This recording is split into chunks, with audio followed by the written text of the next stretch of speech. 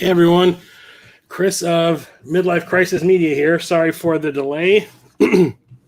Got home literally a minute after the stream was supposed to start. So I was rushing, didn't have time to clean up the dome. Had to go and run and grab all the stuff I was going to talk about tonight. Sorry I wasn't able to do this last week. Work ran really late, so wasn't able to do the stream either Thursday or Friday. Work ran late both days. So doing it tonight. You can tell I'm out of breath. I've been running around the house trying to grab all the stuff I'm going to talk about. What's up, Mondane? Oh my goodness, Mondane! Mondane! Oh my God, rings. Okay, so where did I leave off 2 weeks ago? I do believe it was right at the end of the Ps. I think I had just talked about Psychonauts 2. That was the last game on the shelf next to this. So we'll start off with, I don't know if this is a remake or a remaster. The original and new expansion packs. I guess it's just a slight remaster to make it widescreen, but whatever. It's Quake from Limited Run Games. I absolutely love Quake. You know, I love my first-person shooters. So I remember playing this on my dad's PC. It was the few games I ever played on the PC were first-person shooters. It was Doom, Blood, Duke Nukem, Quake, Heretic, Hexen, that kind of thing. Like mostly id stuff. Rise of the Triad. You got those Apogee games. They're fantastic. So I have a lot of nostalgia for this. Also because Nine Inch Nails did the goddamn soundtrack. But this is the first polygonal first-person shooter that id had done. Everything else at that point was nothing but sprites, Doom and all that. They moved into polygons for this one, and I think they knocked it absolutely out of the park. It is a fantastic first-person shooter. It has a lot of horror elements also, kind of like the way Doom does. I absolutely love it. I need to crack this open. So starting tomorrow night after work, I'm on vacation for the rest of the year, and I'm going to do nothing but game. I'm going to try to knock a few games off the backlog. Going to record a new episode of the Super Enabler Brothers podcast with Jason of Corpse Flood Gaming. And our guest is going to be Church the Game Grinder, as is tradition at the end of the year. We're going to do our top games of 2023. So I'm definitely going to be playing plenty of games. What's up, Stubby? How's it going? Welcome. Next up is, I do believe I have a special box for this one. And that is the inaugural Flight Edition of R-Type Final 2. I love me a good shmup, and R-Type is a great franchise that I have loved ever since I played Super R-Type on the Super Nintendo. Never played the original until long after the fact. And this special edition comes with the artwork of R-Type Final 2, which is pretty rad. And also a soundtrack that has 11 tracks on it. Whew, I'm still out of breath. Whew. Running around the house with stacks of games, trying not to drop them all over the place. And it comes in a kind of like a slip case. Got two different kinds of artwork, which is pretty awesome. I love the mechanics of the R-Type games where you have that option that floats in front of your ship that can take hits and is what projects the weapons out. And also you can throw it across the screen. And as you move up and down the screen, you can recall it back to your ship and it takes out enemies as it comes back to you. It's pretty awesome. And the weapons are usually pretty awesome. The bosses are huge. Absolutely love it. Here is the game itself. Have not played this version of it yet, even though I have the next game in the series as well. I remember when R-Type Final came out for the PS2, everyone was kind of like, well, I guess that's it for the franchise. And then Part 2 came out, and it's kind of like, it's like a Friday the 13th or Halloween movie. You think he's dead. Nope, just keeps on coming back. So this is the franchise that won't die, as long as they keep selling. But love R-Type. Had to have that. This one I got from, I got this online.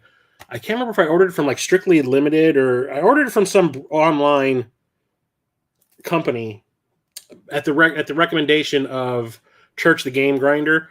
He knows that I love my Metroidvanias, and he was like, this one's pretty awesome. So he talked me into buying Rabby Ribby, where you're playing as bunny girls. But from what he says, it is a Metroidvania. Explore massive free roaming stages. Attack using over 60 skills and weapons. Intense battles with over 40 bosses. So absolutely had to get that. I still need to sit down and play it. Like I said, vacation, 2 weeks of nothing. Games will be played. I'm currently playing through Diablo 4. I finished Act 1 2 nights ago, so I'm pretty decently far into it. Hopefully, I will be able to beat it at the beginning of next week. Don't plan to do any of the online stuff, though. I'm just playing the story. Next up is Rage 2, the sequel to a game that came out on the PS3 and the 360. I enjoyed it. It's an open-world, post-apocalyptic game.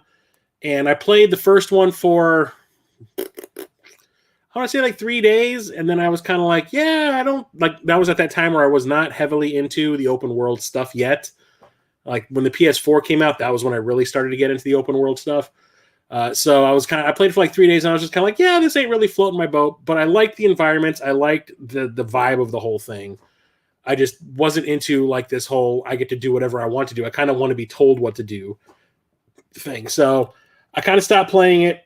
And then Jason of Corpse Flood Gaming was at like a Walmart by him in Canada, and he's like, hey, the Walmart has a copy of Rage 2 for like $5 if you want it. And I was like, yeah, for $5 I'll buy it. So I need to play through the first and this one as well. So like I said, first person, open world shooter, post-apocalyptic Mad Maxy, almost. A little Mad Max, almost a little bit of a Doomsday if you've ever seen that movie. It's got that kind of a feeling on the cover art.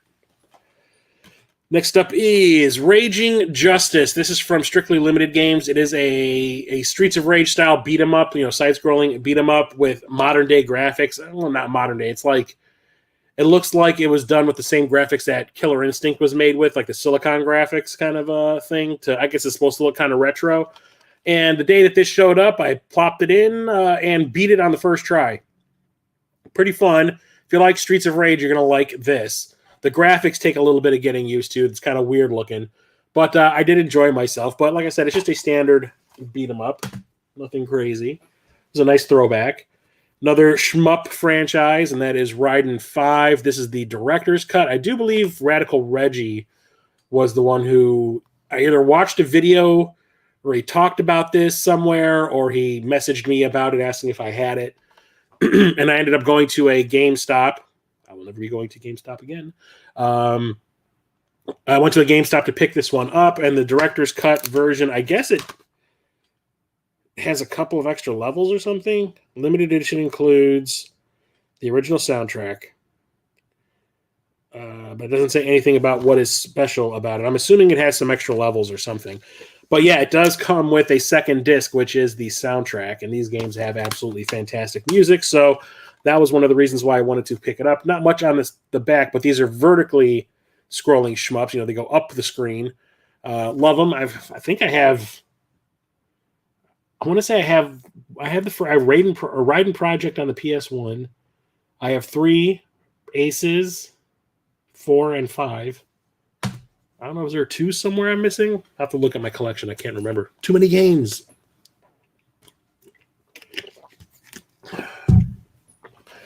I beat this one. It was weird because when I first got my PS4, this was one of the first games I played. What's up, Game Room? How you doing? Welcome. Good to see you.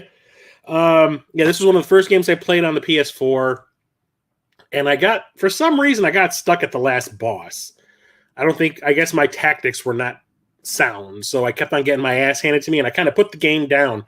Years later, we're talking, I think, last year, this game was the Cartridge Club Game of the Month. If you don't know what the Cartridge Club is, look it up. It's like a book club for games. Every month, the Cartridge Club picks a game for the month, and then at the end of the month, whoever from the Cartridge Club is in charge of that game, they put together a podcast episode with other content creators or gamers that they know of, and do like a podcast talking about their experiences with the game that month. And then they just rinse and repeat every month. So this was the game of the month for the Cartridge Club one month, and I was like, I never did beat that. So I remember that morning I had beat a game. I did a beat tweet about it on Twitter, and then I saw that Captain Algebra had beat this game. I almost said the name. Captain Algebra beat this game and posted a beat tweet about it, and I was like, oh, I need to go and maybe I can see if I can finish that. I popped it in, and I beat the boss on the first try. The final boss, and beat the game. So I beat like 2 games in one day, and everyone was kind of like, wow, you beat that game super quick. I'm like, I know, right? I played through the whole thing in one day. We're talking about Ratchet and Clank. This is kind of the reboot of the franchise. It's also a tie-in to the Ratchet and Clank movie that came out right around the same time. They share the same story and all that. It's a fantastic, it's a collectathon type of thing, but it's a third-person like action-adventure game. Absolutely loved it. It's fun. The characters are really cutesy, and the dialogue is really fun and funny. So I highly recommend it. I need to play the sequel to this that's on the PS5. I do own it. I just need to play it. Another shmup. Only way I'm probably going to be able to play these games because they are super expensive on the PS1. So when they came out with a compilation on the PS4 and it was like $30, I said, I'll take it. And that is this Ray Storm Cross Ray Crisis HD collection. So I do believe Ray Storm, I don't know if Ray Crisis is. I'm sure that Mondane would know because these are working designs joints. But I think Ray Storm is the one that's on the PS1. I don't know if Ray Crisis is. But these are also horizontally scrolling shmups that are kind of like 3/4 view, or kind of like going into the background instead of straight up. And they are awesome. I remember seeing pictures of these and watching videos of them on YouTube and all that when I couldn't buy the game because it was too expensive. I almost bought, I do believe it was Ray Storm at Midwest Gaming Classic this year back in April, but it was like $100. And I was like, oh, I'll wait till Sunday, go back and talk to the guy at the table and try to make a deal. And when I went back on Sunday, it was gone. So got to have that. Can't have the real deal. Might as well get that. And you get some trophies for playing through it. I want to say Radical Reggie was the one who told me about this one, or he talked about it in a video or something and made me interested in it. And this is this Real Heroes Firefighter, where it's kind of like a firefighter simulator.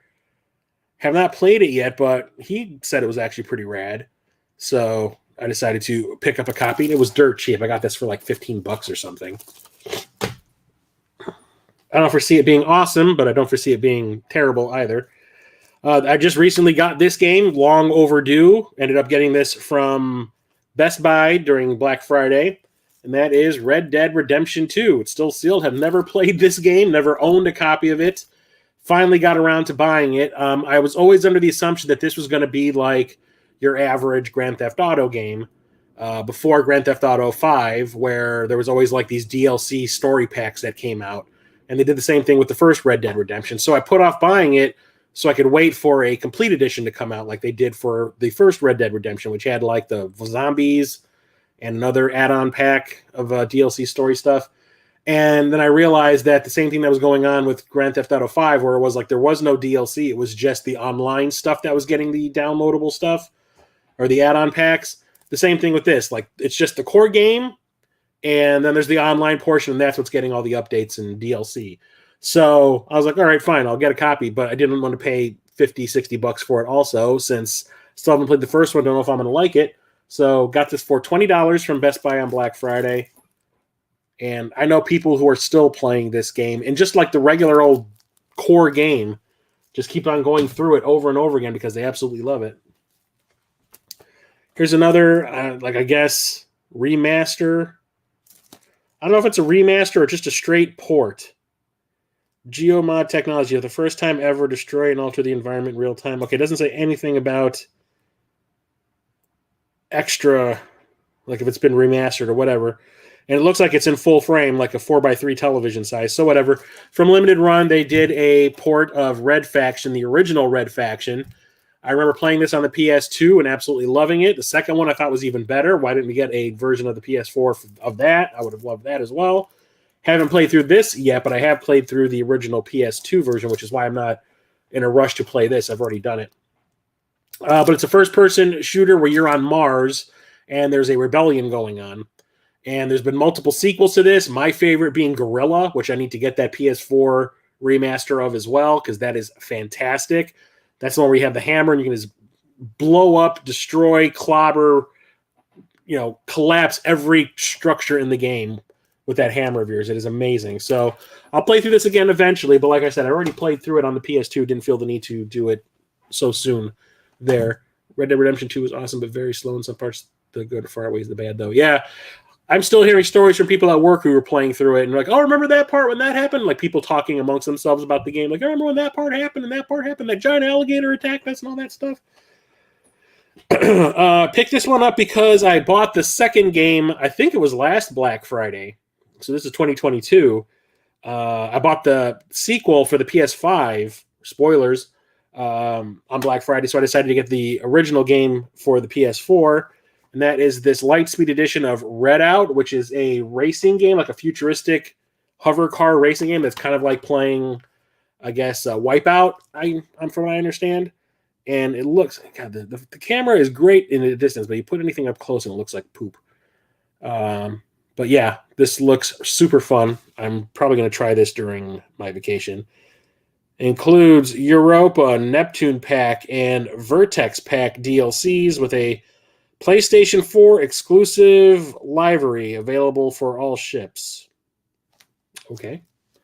So I'll eventually check that out. Yeah, this has extra, and it has a PlayStation exclusive livery for all ships. Yeah. Okay. And then we get into this long-ass franchise. So I left one of the games out because it's PSVR version, and I want to talk about the PSVR games all on their own. So until Part 8 came out, I had every single game in this franchise on this console, or every single mainline game in this franchise on this console. I don't know if you would count that one as a mainline game. It wasn't numbered. Okay, how about numbered games in this franchise? Anyway, we're talking about Resident Evil. So I got the Resident Evil Origins collection, which has the remake of Resident Evil that came out on the GameCube, and Resident Evil 0, which was a GameCube exclusive, at least for a little while.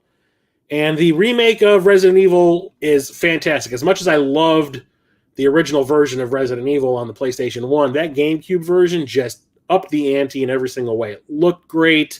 It changed certain things, or ways certain things worked, and it was just amazing. It looked fantastic, played just as great as the original. Resident Evil 0, I don't like at all.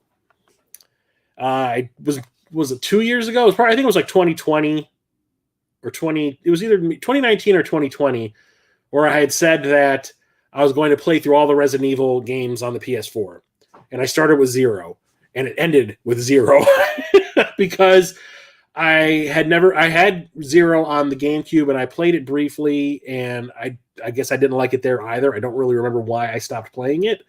But when I started playing it on the PS4, I absolutely hated it. I hate the tether mechanic where you have a second character tagging along with you at all times, and then you have to separate at some points and leave the other person behind. Then you have to wait for that person to find out where you're going and get. I could not stand it. And I remember getting so much shit in some of Captain Algebra's streams where I was talking about it. And especially from Nefarious West. He's like, it's the best game in the franchise. I'm like, you are on crack, sir. I could not stand it at all. So I basically stopped playing the Resident Evil franchise like I was thinking about doing right there. So never went any further. But I have played the remake, and it's great. Resident Evil 0, not so much.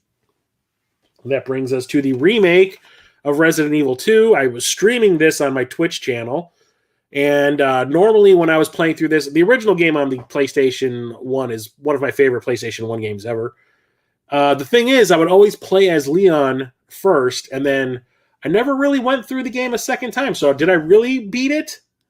If you think about it, I beat the Leon A storyline and never went and played the Claire stuff. I don't know why. I guess it was just kind of like, I beat it, I'm done. So when I got this, I'm like, I'm going to do it the opposite way. I'm going to play as Claire first, and then I'm going to immediately play through it as Leon second. And I played through the Claire section with no problems at all. I streamed it all the way through. Fantastic game. Great remake. Changes certain things in the right ways. It looks great. Plays great. Updated the controls. And And then I started playing as Leon, and I skipped getting a part of, I think it was the flamethrower. And then I got to the boss that drops through the ceiling. You know, Birkin like drops through the ceiling when you're in that lab at one point. And I could not beat him because I did not have the flamethrower. And I had barely any ammo at that time. And I ended up rage quitting on stream because I could not beat him. I tried like 20 times and I could not beat him because I did not have the right equipment. I did not have enough ammo in my inventory to do it. So I rage quit on camera. So, yeah. But absolutely amazing remake. That's how you do a remake right. Just know that the start is a bit of a slog. Once you get past the snowy area, the game gets really, really good. I'll do it. I'm going to play it. I'm going to play the first one first, though. Even though I hear that Red Dead Redemption 2 is actually a prequel to the first one. So next up is the Resident Evil 3 remake. I never played much of Resident Evil 3 on the PlayStation 1. I played it for like 20 minutes. Got to the first encounter with the Nemesis, didn't do whatever it was right and got killed, and I never played it again. Not that I didn't like it, I don't know, maybe just rubbed me the wrong way that it was different than Resident Evil 2 because Resident Evil 2 was amazing. So when I played this, I had no expectations. I had no nostalgia for the original game, like a lot of people I know do. So like certain sections that I guess were left out of the original game here, I didn't miss because I didn't know they were there. And while this one is very short and a lot of the stuff with the Nemesis is super scripted, I still had a good time with it. It played just as good as the remake of 2. It kept the storyline going. It was great. So I had a fun time with it. Did I think it was better than the Resident Evil 2 remake? No, but I liked this one just the same. So same kind of thing. But this one has an online mode where you can play 4 versus 1. Never did that. Just played the story mode, beat it, and I was good to go.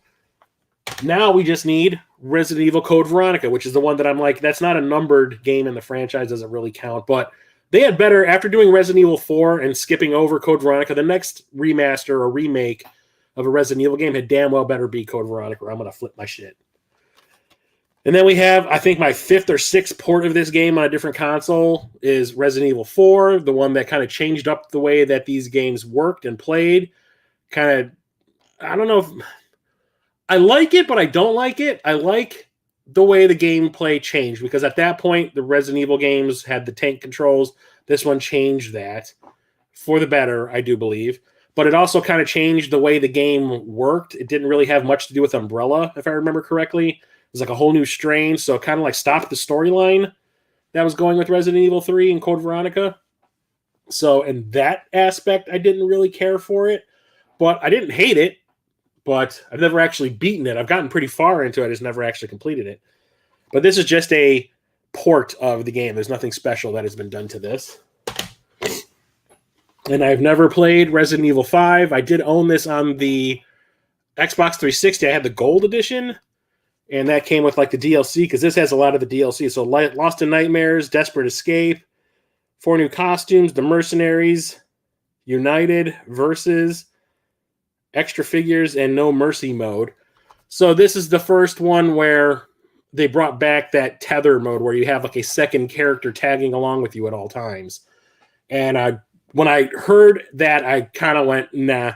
Even back in the day, I was like, nah, because if maybe that was because I didn't like Resident Evil 0 back on the GameCube, so maybe that's why I was averse to this. Plus, I was hearing everybody say that it was just like an action game and it wasn't really a Resident Evil game. And then there's like all the racist stuff that people were saying because it takes place in Africa. I don't know. I've never actually played it, so I don't have anything to say about it.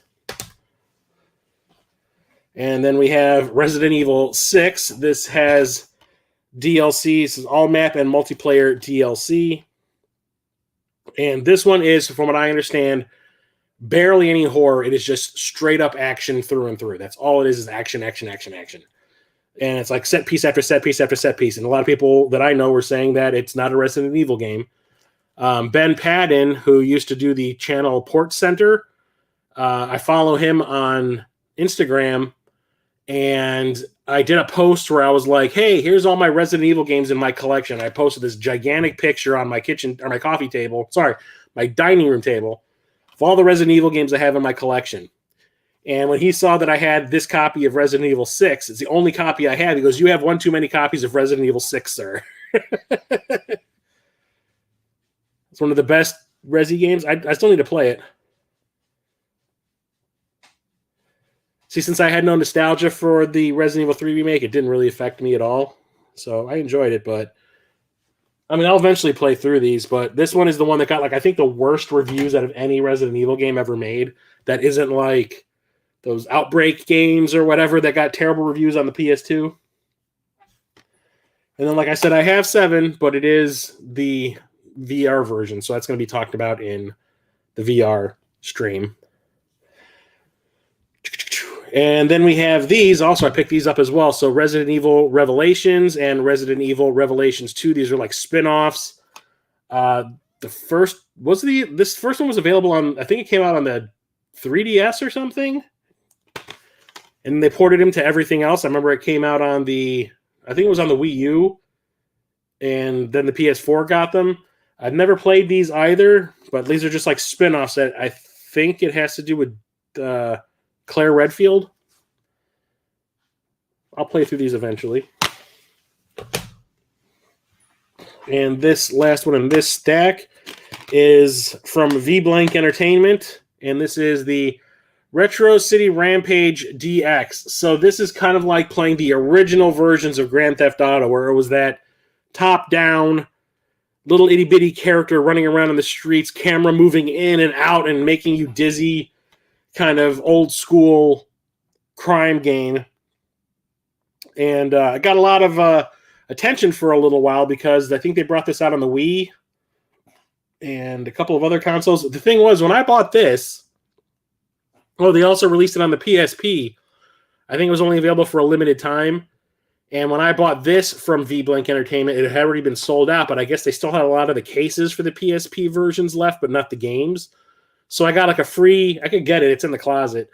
They gave me a free PSP case of Retro City Rampage, but it has no game in it, which is kind of stupid. So it's just sitting in the closet because it serves no purpose. I have no game to go with it. But yeah, like I said, it's like a throwback to the old Grand Theft Auto games. Is this the last? No, over here. Okay. Rise of the Tomb Raider, the 20-year celebration edition. Because when this came out, this is the second game in the reboot of the Tomb Raider franchise. When this came out, originally it was an exclusive for the Xbox One. So I didn't have an Xbox One at the time. I was not willing to buy one at the time because of all the crap that was going on with Microsoft, like with all the DRM and having your... I know it was canceled before the console came out, but it really pissed me off, all that shit they were trying to pull. Like you had to have a Kinect, and it had to be online at all times, and you had to sign into it every day. And I was just like, eat it. I'm like, I'm not buying that.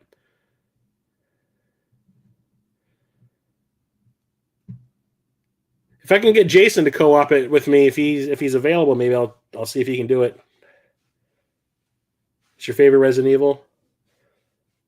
Yeah, CS6 is just bad. But yeah, this is the second game in the reboot franchise, and this is the 20-year celebration version. This is the one that came out when they finally did get to release it on the PS4 for everyone that did not have an Xbox. It came out in this edition. And it has like a slipcase, and it comes in like a book, which is pretty awesome. 20 years of an icon. And it actually has a bunch of stuff inside that's like an art book for the franchise. On top of having the game in here and some extra stuff, there's a Hitman ad and something else. But yeah, you just have the game. It's like a digipack. And this actually does have a PSVR mode built into it, but it doesn't do a goddamn thing. Basically, it's just like you walking through Croft Manor, so it doesn't really matter. So that's why I did not leave this out for the VR version, because this is the regular-ass game. It just has this PSVR mode that doesn't do a damn thing. I tried it, and I was like, that's it? That's it? Okay. But I felt that the Tomb Raider reboot games got better with each installment. Like, I really liked the first, just Tomb Raider, and then this one I thought was better, even though the bad guys were kind of generic. And then the final one, Shadow of the Tomb Raider, I thought was the best of the three.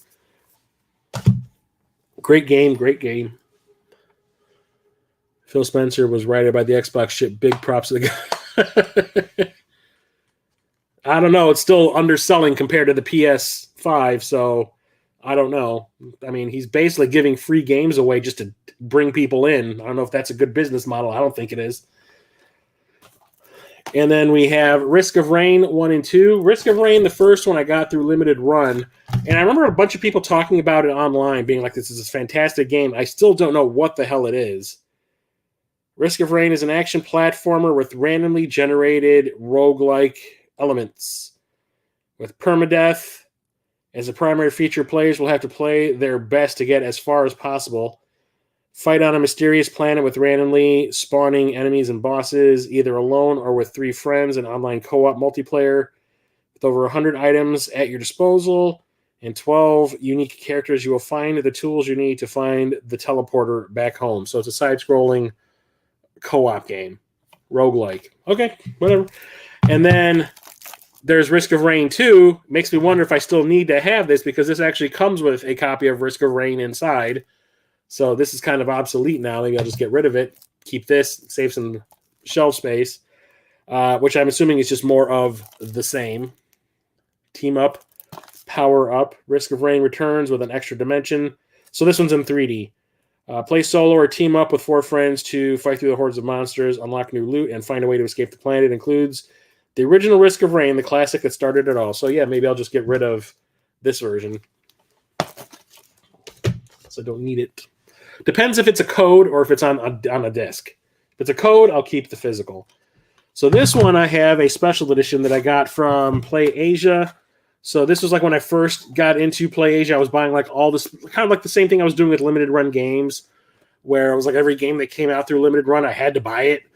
And I did the same thing with PlayAsia. Every time they released a new limited edition game for the PS4, I was on top of it like the moment it went on sale. And this one is Rive, the limited edition. This is a side-scrolling run and gun. Not run and gun. Well, you're playing as like a little tank, and it's a side-scroller, and you're just shooting enemies and stuff. And there's some puzzle elements as well. It's really cool. The graphics for what they are really interesting and fun. And this limited edition, and there's a lot of story. The story that's going on. You got like little word bubbles from all the characters. You got this like bearded dude who like drives the tank, and I can't remember who the girl is that's with him, if it's his daughter or whatever. But this comes with a card to tell me my edition number. I got number 1949 out of 2500, and it also comes with a soundtrack that has 40 tracks on it. There's 2 discs, 40 tracks total. That's awesome. But it's a really fun game. When it first showed up, I was playing it, and I kind of got stuck at one part, and I kind of gave up, like usual. And I said, I'll come back to you later, and I just never did, which is a shame, because it was actually really, really fun. What are you doing? What are you doing?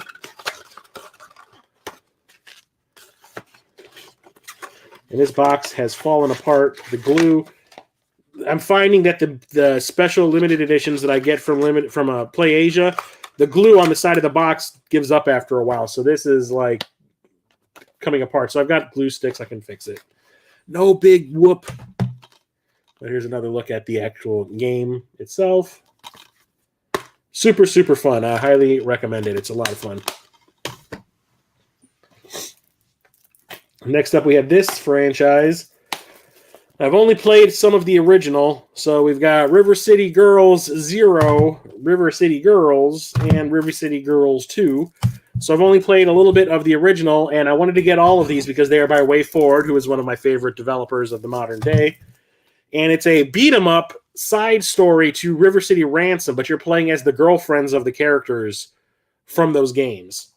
And I was playing this one. The first stage, you're fighting through a high school. You're going through like the cafeteria and the nurse's office and, you know, the hallways and all that kind of stuff, going through classrooms and beating up all the bullies.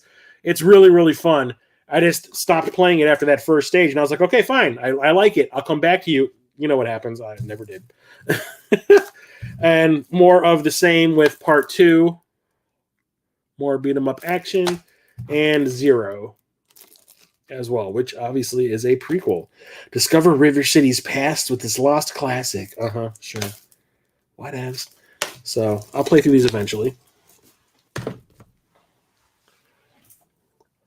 Next up is another River City, and this is like an old style, Kunio-kun River City. This is River City Melee Battle Royale SP, and this one is the one that's a bunch of mini games. New system, new stage. Take damage, enter rage mode, and rage mode you attack, and super arts will power up. Push the switch to drop items, switch goals. Yeah, this one's a whole bunch of different games in one, if I remember correctly. I don't think this was just a straight up beat 'em up, but this was by Arc System Works. And I want to say this one is just a whole bunch of mini games that have to do with the Kunio-kun characters. I don't think this is an actual side-scrolling beat 'em up. I could be wrong. If anybody knows, let me know. Rings. Next up is a game that I was playing on Steam. I think it was either IGN or GameSpot reviewed this and said it was one of the best games of the year. And I was just kind of like, well, if I want to play something on my PC or whatever, I'll see if it's available on Steam for cheap. And I found it for cheap. I downloaded it and I really liked it. And it's Rogue Legacy. This is the first rogue-like game I think I'd ever played at that point in time. And it's basically like you're this character that goes into a castle and you're trying to work your way through it, find loot, all that kind of stuff. And the thing is, if you die, you go back to the beginning of the game, but you pick a different character and you're playing as a descendant of your character. And sometimes you'll get like a character that has like a disability of some sort. Like you'll have your character has gigantism. So your character is gigantic. So now you have a huge hitbox. Or, this character has a bum leg. So your character moves real slow. Stuff like that. And it kind of affects the way the game plays. And it is super fun throwback, what do you call it, pixelated graphics kind of thing. I really enjoyed it. So when Limited Run released it physically for the console, I immediately pre-ordered it. Still haven't played that version. I still have played it on the computer, though, on Steam. I don't remember why I bought this. I think Jason might have told me about it. So I picked it up. That's Rogue Stormers. If I remember correctly, this is a dungeon crawler. I think so. Run and gun gameplay. No, it's a run and gun. But I think Jason was the one who told me that this one was actually pretty fun. So I found it at Half Price Books and picked it up. I remember it being dirt cheap. I just don't remember if it was him that told me about it or someone else. Next up is another one that somebody told me about. I don't remember who. Could have been Radical Reggie. Rogue Trooper Redux. And I guess this is a remake of a Wii game I never knew existed. So when I found this at GameStop, I was like, what the hell is this a redux of? I mean, like, I've never heard of that. And I looked it up, and I do believe it was a Wii game. Never knew it existed. It probably came from that time where I was not playing the Wii. Like, I got rid of mine, 2 years after it came out, and never played it again until I got back into collecting in 2013. But this is, I do believe, a 3D run and gun, I think. But, yeah, I have not played it. So Jason of Corpse Flood Gaming and I both pre-ordered this game. And the whole idea was we were going to... So I'll just show you what the game is. It's RPG Maker, what is that, 25 MV? I can't remember what the M... Is M a Roman numeral? I don't remember. Unless it's supposed to be MV and MV stands for something. I don't remember. Whatever. So yeah, Jason of Corpse Flood Gaming and I we each pre-ordered this game. For some reason, it took forever to come out. It kept getting delayed over and over and over and over again. I want to say it came out almost a year after it was supposed to. And the idea was we were each going to make an RPG with this game, send each other our game. So he was going to send me his, and I was going to send him mine. We would play the other person's RPG and then review it on the Super Enabler Brothers podcast or show that we do. Podcast show, whatever. And we just never did. Like, we both got the game and we're like, cool, it showed up. I don't feel like making an RPG now. Like, the enthusiasm for it wore out over that year that we waited for it to come out. So still have not done that. I might try it at some point, but I don't know. But yeah, RPG Maker. I have all of the RPG Maker games out there now with that. So, and then we have this big ass franchise that, I have to have all of the SNK compilations that come out for the PS4 through Limited Run. or not through limited run. If I ever find a new SNK compilation, I have to get it because I love their fighting games. So we've got Samurai Showdown 5 Special and Samurai Showdown 6. I think it's just Samurai Showdown 6. Honestly, I had no idea that these games existed. I don't know if they are Neo Geo games ported over or if these are brand new games made by SNK or not, but they're still your one-on-one fighting games with the characters from the Samurai Showdown franchise. I love this series. I used to play it in the arcade all the time, at least the original, and I think part 2. And I've been a fan ever since, but I have not cracked these open to play through them yet. I probably should. Those would be some easy beats for the end of the year. This one does have a special edition from Limited Run. This is the complete edition that I bought. And a licensed game, one of the few games that I downloaded digitally on the PlayStation Store for the PS3. It's based on a movie that I love, comic book that I love, and it looked fantastic. It's a genre that I love, so I had to get it, and that was the Scott Pilgrim game, Scott Pilgrim versus the World, and I absolutely loved it. It was a fantastic beat-em-up that was done with like the little chibi pixel graphics. It had a great soundtrack by Anna Managuchi, and I absolutely loved it. Fantastic game. But it got delisted because Ubisoft lost the license or something like that, so it got pulled off the store. And when my PlayStation 3 crapped out when I was unemployed in 2011, and I got my new PlayStation 3 from Sony, it came back with it was a brand new PlayStation 3 they gave me. It was not my old one fixed. They just gave me a new one. And it had a brand new hard drive, a smaller hard drive at that, and all my stuff was gone. And by then, the game was delisted, and I couldn't download it again, so I could never play the game after that. So I was really super bummed until Limited Run came out with the physical edition. Finally, I think it took a long time for them to work out some sort of a deal for it. But I'm super thrilled to own it physically now. It is a great beat 'em up. Absolutely love it. Like I said, the music is fantastic, and I loved it so much that I ended up picking up the complete edition. There was an even bigger edition than this. It had like a fold-out stage for the characters, or little characters that would come with it, little paper characters, and I was like, no, I don't need that. I'll go with this, and it looks like an old Genesis or a Neo Geo case.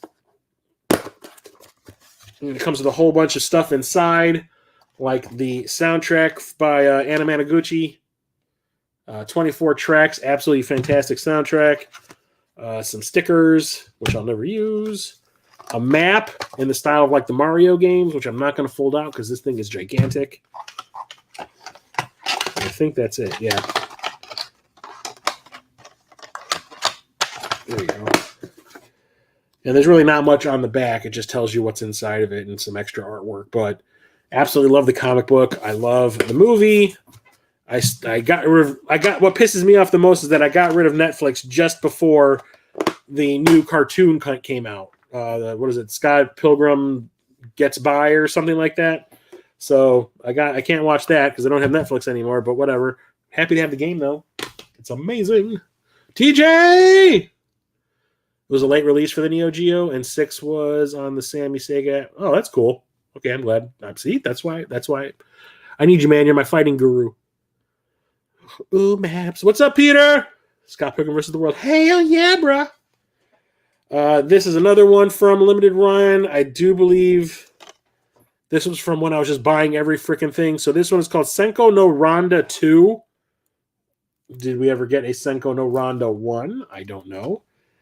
But action-based melee and long-range shooting, fighting blends with bullet hell in this unique genre mix on PlayStation 4 at last. Play an overhauled arcade and story mode, battle online, and V for high scores. A total cast of 24-plus characters with all-new art from Akira Ito. Not sure who that is, but it sounded pretty cool when it was coming out through Limited Run, so I picked it up, and I'll probably keep that one. Had to get this one. This is a remaster of an old RPG, action RPG that came out on the Super Nintendo, and I guess they made some changes to it and pissed a lot of people off, but I don't care because I never played it on the Super Nintendo, so I have no nostalgia, so it won't affect me at all. That is The Secret of Mana, I know Corpse Flood Game, or not Corpse Flood, Church the Game Grinder played through this like right when it came out because I think this is one of his favorite RPGs, and he was like, it's fantastic. And I know a bunch of other people that are like, that was a piece of hot trash. But I'll play through this one eventually. This one I picked up through Play Asia, and I bought it just because the name sounded funny, and I was curious what it is, or what it was. Really didn't give you much information on the website when I bought it, but it did come with a lot of extra stuff, which is pretty cool. It wasn't like a special edition, but it's called the Full House Edition, but it isn't like an extra limited edition that comes with an extra box or whatever. But it's called the Sexy Brutale, and like I said, this is called the Full House Edition. And it says, discover the secrets of the Sexy Brutale Casino Mansion and its inhabitants as you relive the same day of mysterious and murderous masked ball over and over again. Can you save the lives of the guests trapped in this nightmare? We finally uncover the truth that lies at the dark heart of the mansion and escape its clutches once and for all. So it's Groundhog Day, the game. And this comes with a soundtrack, which actually has quite a few tracks on it. How many tracks? 23 tracks? And a manual. Now manuals are considered part of special editions. Awesome. But the name, I said, intrigued me, and I was just kind of like, what the hell is that? I need to own that. And I never played it. Oh, collecting.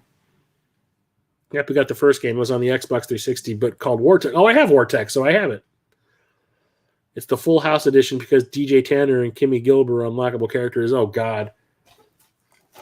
No thanks.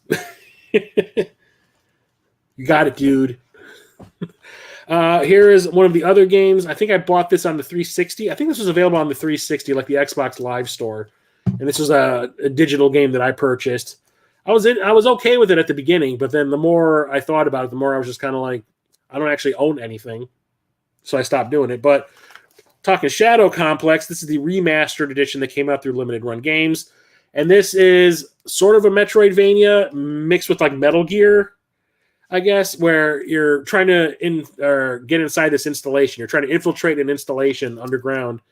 So it's got like a Metal Gear espionage thing, but it also has a lot of Metroidvania aspects to it, and is really super fun. I loved it when I was playing it on the Xbox 360, and I need to play through it again. Absolutely loved it. Had to get this. This is a remake of one of my favorite NES games, but it is in a completely different style than the NES one was. That is Shadowgate.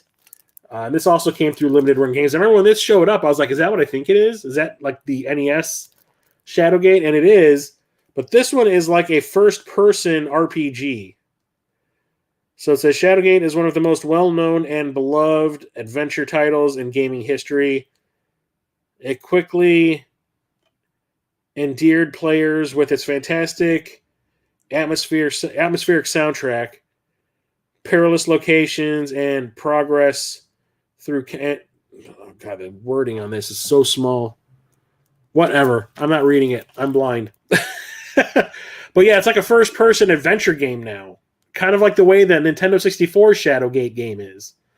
So, but it is the story of the first game, so I absolutely had to have that. I know when I got that and it showed up and I talked about it in my pickup video, I remember a bunch of people that were in the stream were like, where did that come from? I was like, Limited Run, man.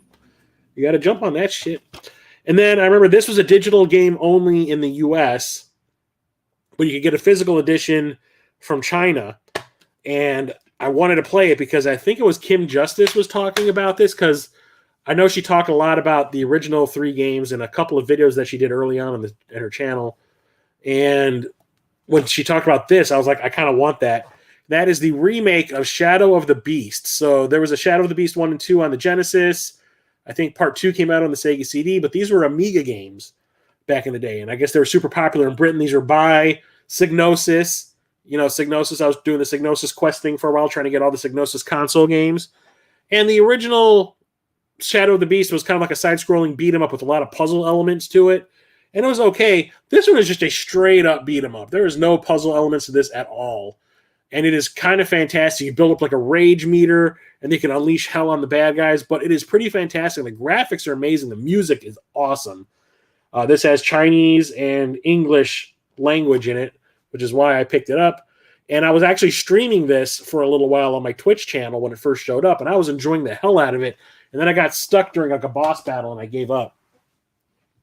But it's awesome. I love it. Look for what, TJ? Shadow of the Beast or Shadowgate?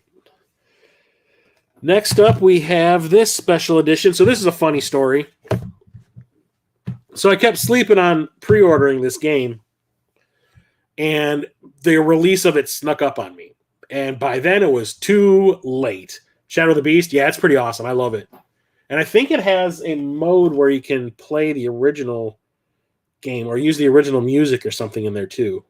I can't remember. It's got like a mode where you can play the original, I think. Yeah, by the time the game, like I said, everyone was talking about, you better pre-order this. It's going to be pretty hard to find. And I was like, yeah, whatever. And I just kept sleeping on it.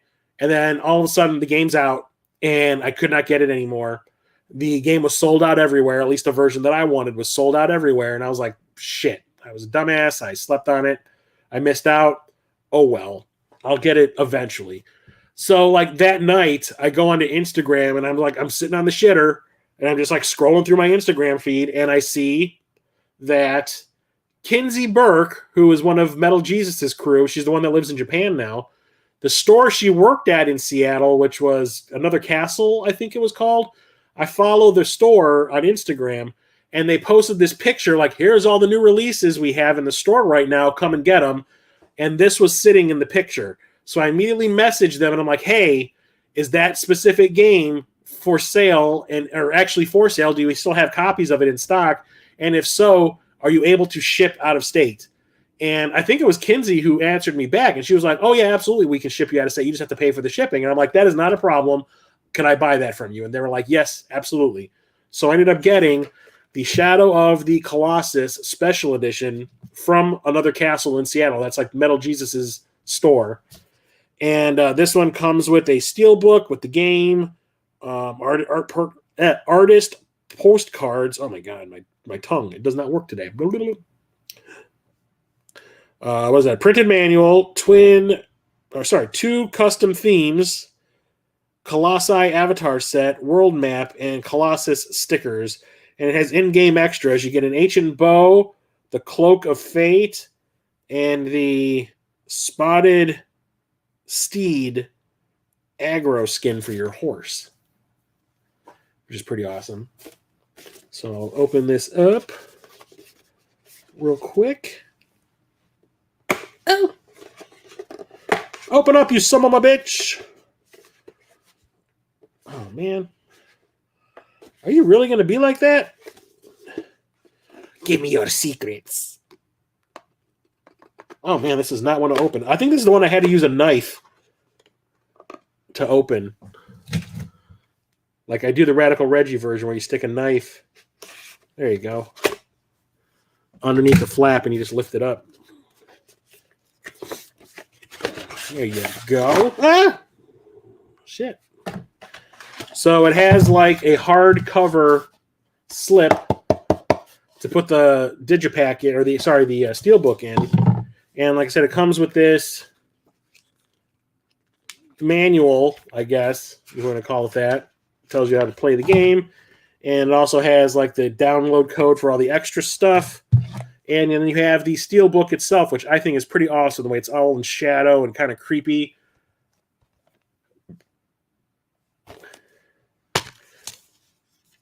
The map is inside with like, I guess these are stickers or temporary tattoos or something.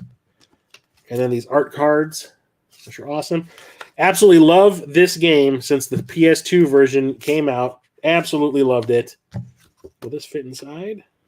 No.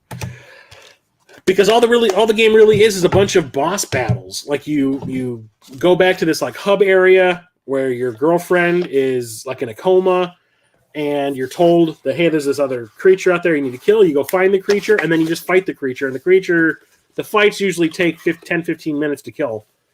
And do it again with a different creature, and each one has like its own special thing that you have to do to it to defeat it, and it's fantastic. But the game starts to get super dark the longer you play it, and where it ends up going is absolute craziness. I absolutely love it. That's why when Ico came out, the follow-up from this company that developed this game came out, I was super excited. Blue Point? I don't think that was the people who developed it. Super awesome. And the music in this game is amazing. So I needed to have this version. Absolutely had to have it. So, like I said, I'm just glad that I was able to procure a copy. Even though I probably paid a little bit more than I wanted to, but I wanted to have it. Ending is worth it. I know, right?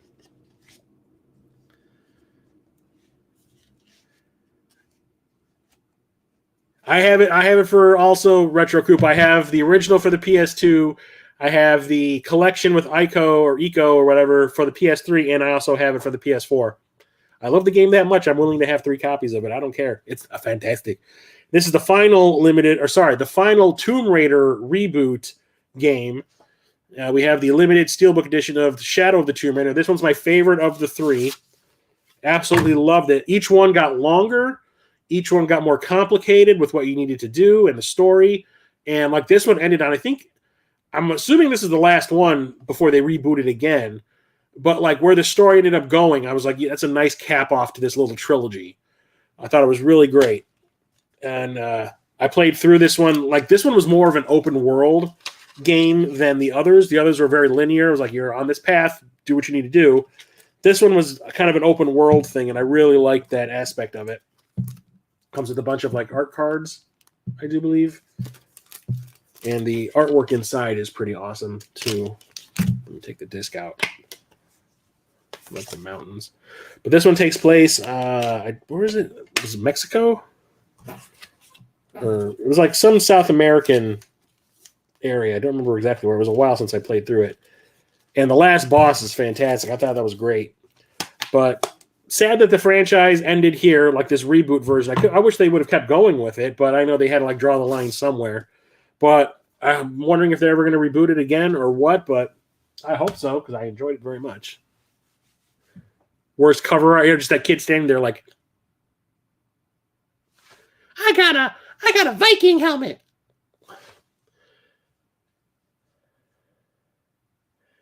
Gonna try to finish it, and I always get to like the 8th boss or so. Yeah, that game is absolutely crazy. Where it ends up going is like, what? It's one of those games that kind of gets under your skin, and you're like, oh, damn. Makes you feel some things.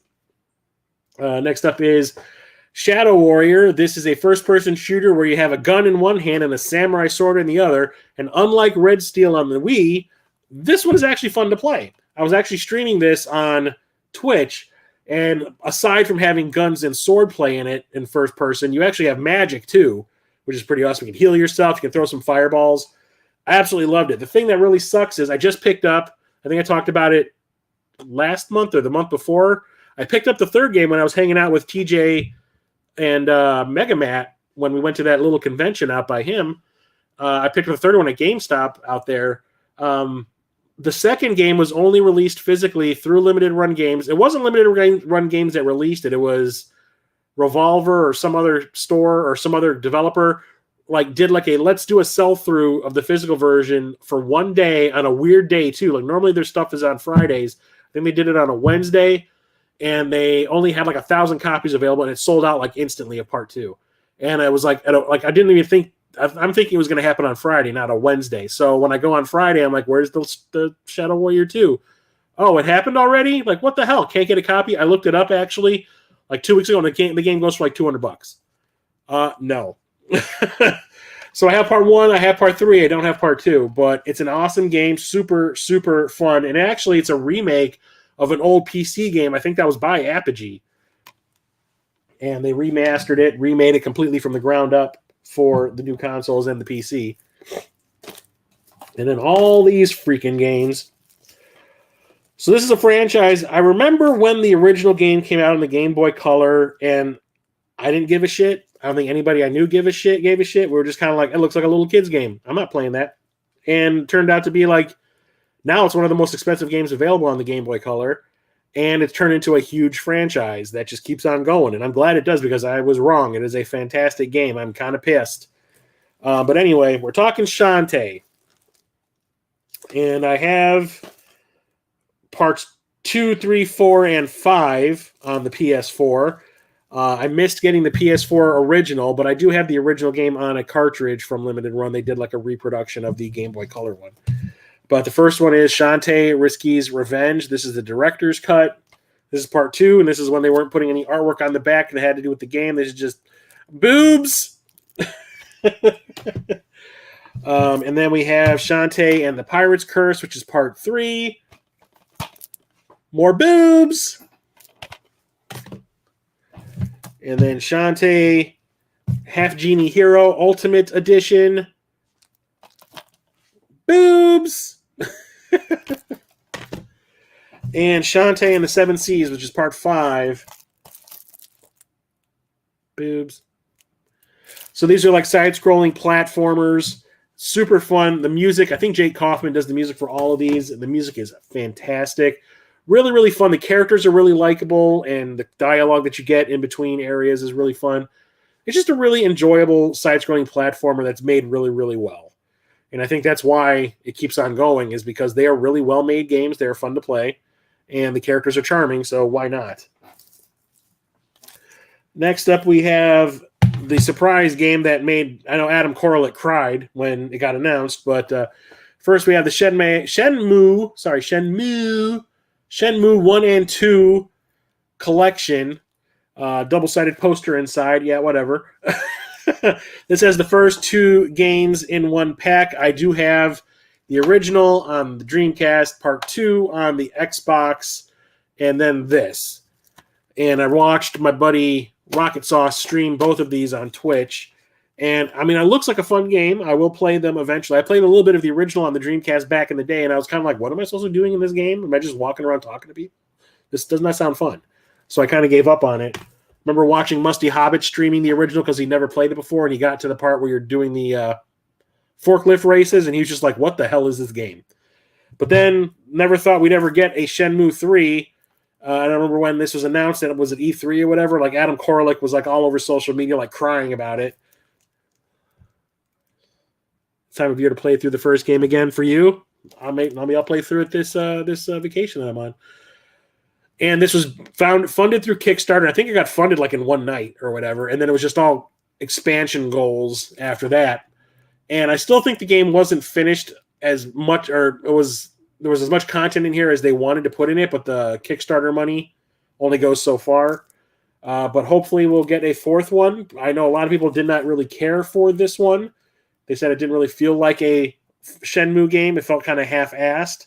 So maybe we won't get a 4th one. But I remember, like, wasn't there supposed to be like 5 or 6 games in this franchise or something like that? Or in this series, TJ? Here's another one that I got. I think I got this because of you, TJ. I think you talked about it in one of your pickup videos, and I was like, oh, really? I think I want to get you that too. That is the Shikando. And it is a horizontally scrolling shmup. And I love my shmups. So I ended up picking up a copy of this pretty much right after I saw your pickup video. So you are an honorary Super Enabler, brother. Bullet Hell Arcade Shooting, 2-player co-op. Ooh, ooh, ooh. Yeah, there was more originally planned. I tried so many times getting the Shenmue since the release. Like I said, I only really played it on the Dreamcast when it first came out. And I didn't understand what I was supposed to be doing. Like, I knew it was connected somehow to Virtua Fighter, so I'm sitting there going like, oh, it's going to be like this walk around, find people to fight them. You kind of do a little bit of that sometimes when there is the fighting, but it's not the same kind of fighting that you have in a Virtua Fighter game. It's kind of like strategy-ish. And then there's like, it's just wandering around talking to people, and I was like, I can go into the building over here and play old arcade games by Sega. I'm like, what is going on in this game? I didn't understand. Now I do. But, I'll play it eventually. I remember I went to GameStop with a bunch of friends, and we're just wandering around, and I saw this, and I was like, I don't know what this is, but it sounds kind of cool. It's this game called The Silver Case. It says Kill the Past. And it is it's like a point-and-click game, I guess? doesn't really say. It's like a murder mystery game, and you're going through clues and stuff, trying to solve a mystery. I don't know if it's a point and click or not. It just looks like maybe like a visual novel, but it sounded kind of rad. So it was really cheap too. I think I got it for like $10. I was like, yeah, whatever. This one is a limited run game that I missed out on. There's like that point in time where I was like, I am so done with this waiting a year crap. That's currently me right now is like, I'm not paying attention to limited run stuff at all. But I found out about this one, like as it went on, like as it was being shipped out to people, and it showed up on Amazon for about the same price you would pay for it if you pre-ordered it through a limited run. And it's a full motion video game. So I had to pick it up because, me and my full motion video games, they're awesome. So I picked up this one called Simulacra, and it's a pretty shitty cover. It looks really generic. But the whole thing is, I'm just going to read the back. Silver case is dope. Music is good. I'll play it eventually. So it says, she can't come to the phone right now. A missing girl's phone arrives at your doorstep. It plays a cryptic video of her final moments. She pleads not to be found, but something else beckons you. Uncover her life by exploring her phone. Talk to her friends, reveal the truth or continue the facade. Recover the lost files and retrace her last steps. With her life in your hands, you're the only one who can find her. So the whole playing of the game is on her phone. And it's going through her contacts, making phone calls, watching videos, like going through the files, being a creeper, essentially. But that sounded like a really cool idea for a video game. It's kind of like... what's that horror movie, Unfriended? The way that kind of worked, where the whole thing is just taking place on a computer screen. That's just really interesting. So that sounded super cool. So I had to buy a copy of that. This one I got because it has some Lovecraftian aspects to it, and I love my Lovecraftian stuff, even though Lovecraft was a kind of shit human, but his writing is pretty cool. We have The Sinking City, and this is, I do believe, a first-person... Is this the first-person one? Or is it the other one I'm thinking of? I can't remember. Well, this one's an adventure game where... Let me see. I'm drawing a blank on this one. I'm thinking of the other Lovecraft game I have for the PS4. Or no, I have it for the Xbox One. Seek out the truth as you explore a flooded city in this investigative adventure inspired by the works of the master of horror, H.P. Lovecraft. It's like explore the city, experience cosmic horror, investigate sanity-blasting crimes. Excuse me. So, you know me, I love or if you know me, you know I love my Lovecraft stuff. What's the one I'm thinking of? It's the other what is that Lovecraft game called that I have? That I streamed it for one night, and like people would come in and drop right back out because it is not an exciting game to watch someone else play. It's first person. Damn it, I can't remember the name of it. Now my phone is in the other room. I need a drink. My throat is going super dry. God damn it. What is the name of that other H.P. Lovecraft game I had?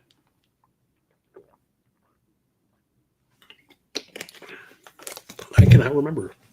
Okay, so this was me being a completionist. I still haven't played any of these games, but I have all three of them, and these are all from Limited Run. So I bought the first one, and this is the first one I bought when I was doing the whole, I'm going to buy every single Limited Run game being released. And then they just kept on releasing sequels, and I was just kind of like, well, I'll get the sequel so I can have the whole set. Oh, another one's coming out? Okay, I'll buy that too. And I still haven't played any of them. Shocker. That's Ceralim, and I need to open this one up because the disc is loose inside. It says, Ceralim is a deep RPG with light roguelike elements that allows you to summon and customize hundreds of creatures to fight in strategic battle. And it's done with pixel graphics, so it looks kind of like the old school Final Fantasy, Dragon Warrior, and stuff like that. And like I said, I was buying every one of these freaking games from Limited Run, and then all of a sudden they start releasing these sequels, and there's more. So we have Ceralim 2. Ceralim 2 is an old school monster catching RPG. Summon and customize hundreds of creatures to fight for you as you battle your way through endless dungeons. Find rare treasure and use it to upgrade your castle, empower your creatures, craft powerful artifacts, learn new spells, and much more. So all of a sudden, this is starting to get some Pokemon aspects to it. Yippee Yahoo, my favorite. And then we have Cerulean 3. Some cool artwork. And this one says, the king of Cerulean, tainted by an unknown force, has brought war to the lands of Rhodia, capturing all the country's kingdoms and slaughtering their people in the process. Now only one kingdom remains that can stand against this unlikely adversary, Nex. As the king or queen of Nex, it is your job to fight back against Cerulean's tyranny and return peace to Rhodia once more. Collect and breed 700 plus creatures, countless collectibles, no level cap, randomly generated dungeons and spells. So, there's that. Here is like the big game that pissed everybody off when it came to limited run games, because this game took like a year and a half to get to people, and it had to do with licensing and like what was it? It was either the Japanese audio tracks or something like that. There was like a licensing issue, and it took them forever to get the game out because of that. And that is Skullgirls Second Encore. This is a one-on-one fighting game. I don't know where the first game is. I've never heard of that. I don't know if this is based on an anime or something, but whatever. I remember everyone was talking about how pissed off they were. I pre-ordered it as well because I love my fighting games. I had to have it. It's an anime-looking one. I love that kind of stuff. So I had to get it. Still haven't played it, though. It's still sealed. Is it worth something? Maybe I'll sell it. I don't know. But, yeah, this one, I remember everybody, especially Radical Reggie, was like on a tirade over it. Here's another limited run game. This one, I think Metal Jesus talked about as like a hidden gem for the PS4 because he was talking about the digital version. Then it eventually came out for the PS4, and that's why I bought it. And that is Skyforce Anniversary. And I do believe this is a vertically scrolling shooter. It says beautiful levels with immersive missions to complete, multiple extreme boss battles, co-op mode for 2 players, upgrade your shields, guns, missiles, lasers, megabombs, and magnets. Magnets, okay. Risk everything to rescue civilians, accessible to beginners, as well as hardcore shooter addicts. Full voiceover and incredible electronic soundtrack. So, I love my shmups, had to have it, and haven't cracked it open to play it. Like I said, I was getting so many games in such rapid fire, one after another, that I couldn't keep up. Here's another.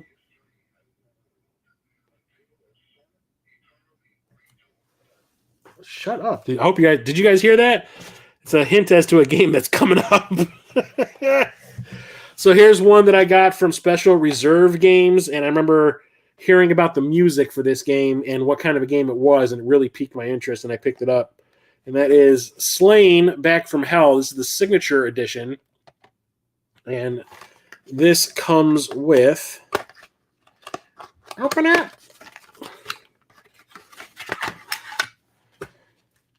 An art book, The Art of Slain Back from Hell. And the pixel art in this game is absolutely fantastic. The animation is great. Absolutely love it. That is so cool. And it also has a soundtrack with 20 tracks. I'm going to keep this out tonight and rip it onto my computer and put it on my little hard drive for my car. Soundtrack was composed by one of the musicians from Iced Earth, which is like a operatic metal band, if I remember correctly. And I thought that was really cool. And that was one of the reasons why I wanted to get it, because me and my video game music, I'm like, I hear that there's something special about it. I want to see what it's all about. And I remember Joel from Media Glitch talking about this one, but he had bought the digital version and he made like his own little fake PS4 case to put on his shelf to show that he owns it, even though it was digital and all that. But when it came out physically, I had to get a copy of it. And here is the game itself. And what it is a side-scrolling hack and slash, but it also has some Metroidvania aspects to it, which is pretty awesome. And I was streaming this on Twitch, and I was absolutely loving every second of it. It is so cool. Like I said, the music is like this hardcore metal, and it really gets you amped up to go and beat some ass. You have to learn the patterns of the villains that you're fighting and all that. It is so cool, and the platforming is really good. It is just rad as hell. Like the animations, the artwork, the design of everything is awesome. It's kind of like if you've played Valfaris. It's kind of like that. Slain soundtrack slaps. Hells, yeah. Iced Earth is a solid band. I've never actually heard Iced Earth, but I've heard that music, and it is the shit. So I'm gonna keep that. I'm gonna keep that soundtrack out. And I'm gonna rip that tonight and put it on my hard drive. Next up is one of the games I got from those Square Enix clearance sales that they were having, where they were just trying to get rid of like excess inventory. And I got this for like $10. It is Sleeping Dogs Definitive Edition, and I do believe this is like a Yakuza version of Grand Theft Auto. And that sounded really fun to me. Just haven't cracked it open to play it. But there's been like multiple versions of this game. And then eventually they released like this definitive edition, which is all the DLC.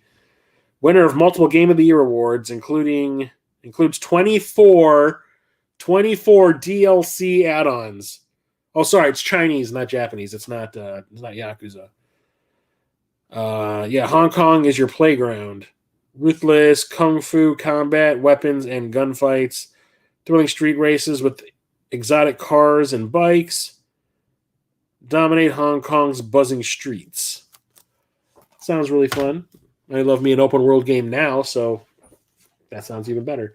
Got this from Limited Run Games. It's another collection of like old arcade games, and there's an NES version of one of the games in this series, but I farted. That is this Soul Cresta Dramatic Edition from what's their freaking name? It's gonna drive me crazy. I want to say Pioneer for some reason. Platinum Games. Soul Cresta, rise up like the phoenix and take back the sun. Dock, split, and form up. So it says, pilot 3 fighters and take back the sun from the clutches of evil in this free-form shooting game with the spirit of 80s shooting classics Moon Cresta and Terra Cresta. So it has 2 games on it. Vertically scrolling shooters. That sounds really cool. Nintendo actually had the arcade game of Terra Cresta for a while in his house, and then he broke up with his girlfriend at the time, and they had to get rid of it. But, yeah, that's awesome. This was like an exclusive at GameStop for a little while, and then it kind of went everywhere. That is Song of the Deep. This is from Insomniac, people that make the Ratchet and Clank games. And this is like an underwater shooter or twin stick shooter or something like that. That I remember a lot of people saying was actually pretty cool, so I ran over there and picked up a copy, but never cracked it open. Next up is another one that has a special limited edition. And that is Sonic Colors Ultimate. TJ, Sonic. Never played this one, but I think this is a port or a remaster or whatever of the Wii game, which I think I might have. I don't know what made this one so special that they had to make a remake of it or a remaster or whatever. But Sonic. This really doesn't come with anything special. It just comes with like this little Sonic keychain. Is that it? Seriously? That's it? No soundtrack, no nothing. Unless it's actually in the game. Could be. Join Sonic in the high-speed intergalactic adventure of a lifetime. Oh, my nipples just got hard. Yeah, I've never played the Wii version, so I don't know if this one is actually any good or not, but it must have been pretty good if it got like a whole remaster. So I'm assuming it's decent, but I got this dirt freaking cheap off of Amazon. Yeah, that's all it includes is the baby Sonic keychain. That's it. That's awesome. Sweet. Thanks, Sega. What would I do without you?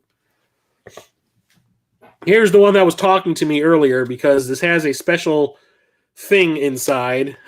They made it because it was the first good one in ages. So the game I'm talking about here is Soul Calibur 6, the deluxe edition.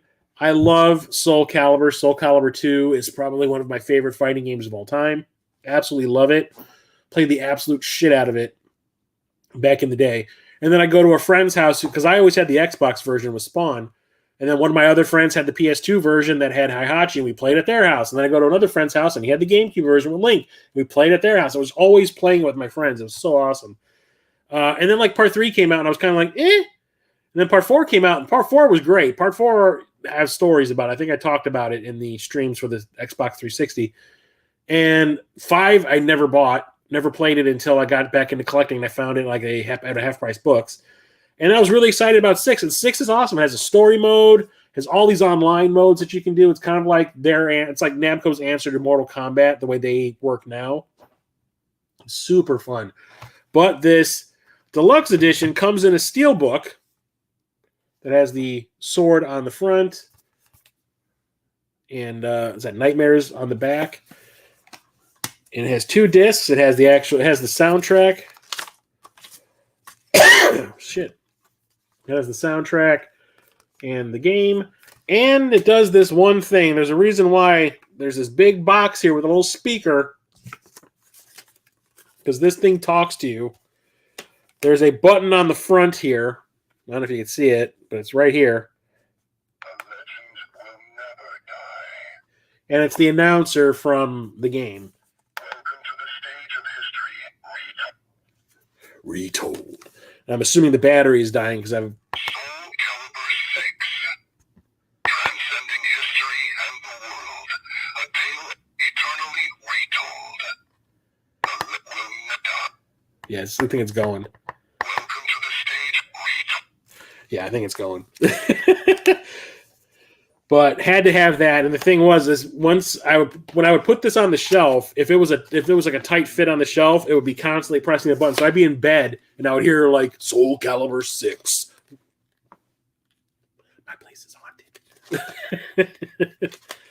But this one is the best one since part 4. It's fantastic. I hope we get a 7. I don't know if we will. I don't know if this sold very well, but I absolutely loved it. Super fun. I actually played Radical Reggie online in that game, and I whooped his ass. And I think we streamed it too. I think I was streaming it on Twitch, and you really couldn't hear what he was saying, but I was whooping his butt big time. And then, like, I kept on finding these. I don't know why, but like, you know, I talk about Dungeons and Dragons and stuff like that on the channel a lot now because I'm running a campaign. And Soul Calibur's been away forever. Hope there is a 7 sometime. Yeah, I absolutely love it. I love 6. 6 is great. There's other tabletop type games I have played back in the day or heard about or have been told about extensively from friends who play it. We actually made a fan film with my old black and white camera, video camera, about this particular tabletop RPG because one of my friends was so into it. He's like, we need to make a movie about it. I was like, oh, okay.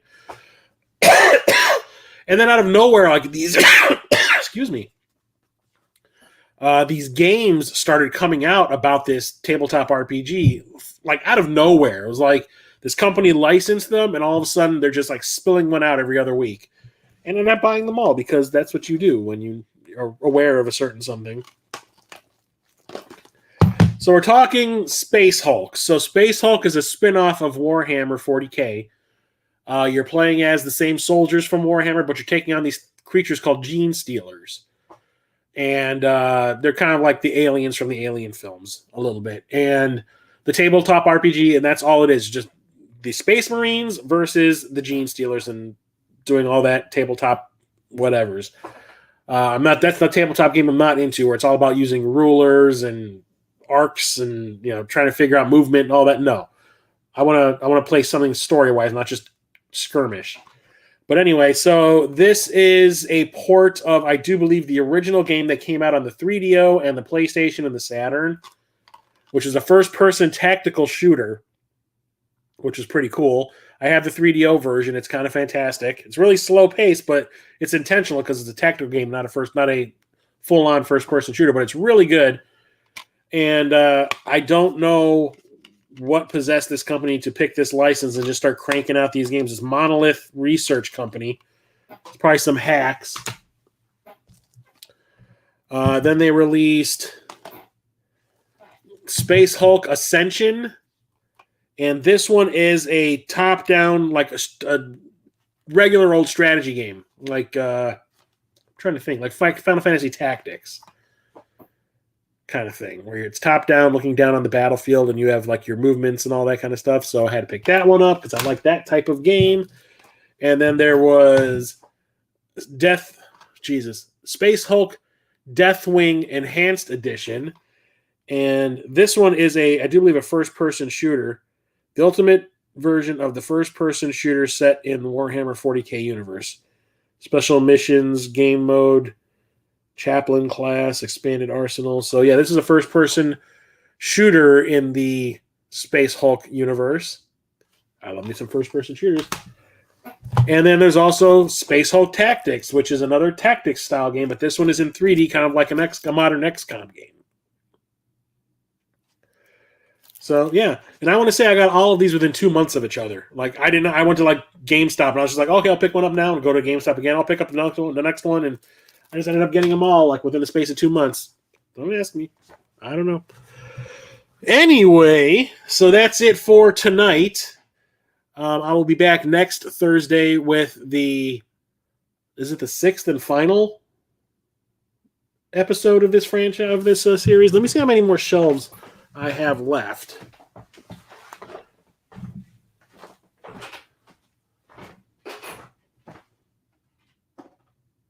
I might actually have to make this 7 episodes because I think I've got way too much to talk about still. So this is going to be 7 episodes. Goddamn.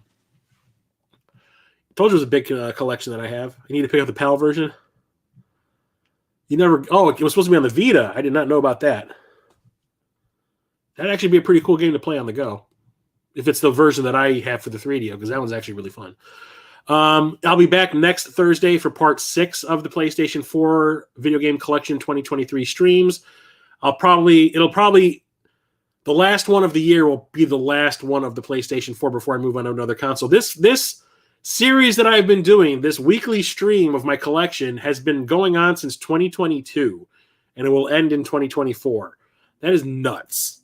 That just shows you how many freaking games. And I'm still going to be talking about other things in my collection, too, because I'm going to move on to the movies and then the other things I collect.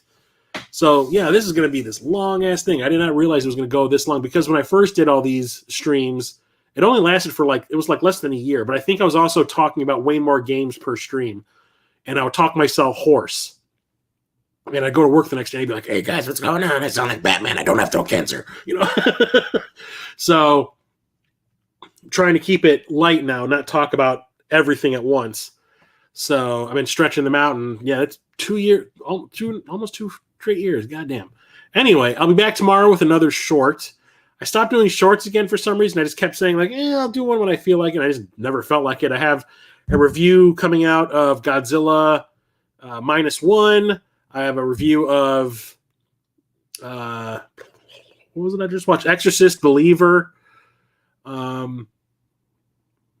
What else was there that I saw? The Abyss 4K and all that. So there's going to be some movie reviews coming out. So the movie collection vids, oh shit, those are going to be crazy. You are going to be the amount of movies I'm going to be talking about in this month's end of month pickup stream is going to be incredible, because I ended up getting a lot of pre-orders came in. A lot of sales are still happening that I'm finding, especially like on official websites of like the movie companies themselves. Like if you're looking for any movie from Universal, go to groove.com, GRUV.com. It's their official like sell-through of their home video stuff, or sell-through website. And everything is on sale there. And I got a bunch of stuff. I just got a box today of like 6 movies that I ordered. And a couple of them are like special edition versions, which is nuts.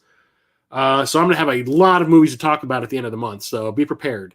So like I said, I'll be back tomorrow with another short, and next week, Thursday, 8:30 p.m. Central for the next stream in the PlayStation 4 series. So I'll talk to you all later. Have a good night, everybody. Stay safe out there. I will talk to you next time. Thanks for coming. Chris from Midlife Crisis Media out.